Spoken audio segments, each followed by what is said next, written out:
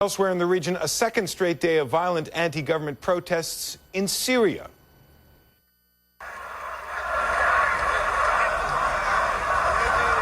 The Reuters news agency reporting that Syrian security forces on Saturday fired tear gas into a crowd in Daraa to disperse sit-in protesters. This a day after 24 demonstrators were killed during protests there.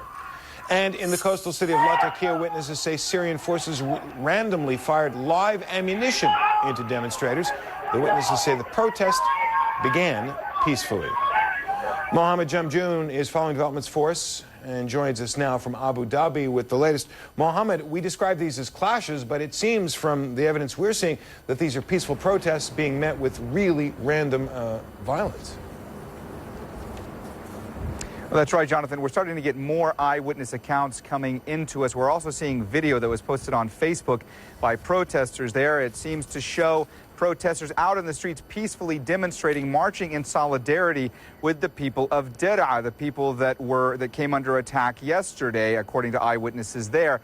We see people marching through the streets. It looks like a crowd of thousands. They're chanting slogans like, "With our souls, with our blood, we will defend Daraa." Now, the eyewitnesses account that we're starting to hear is that security forces that were on rooftops nearby started firing live ammunition randomly into the crowds, that several people have been injured. But Syrian state television is painting a completely different picture.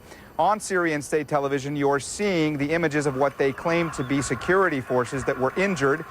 Syrian news agency is saying that armed rioters took over rooftops of buildings around where protesters were, and that they were the ones that fired into the crowds and injured security forces. So once again, very hard to try to determine exactly what's going on. Syrian authorities won't let us in there to report, but we'll be speaking to more protesters and more eyewitnesses and trying to get a better picture of what's going on in the coming hours.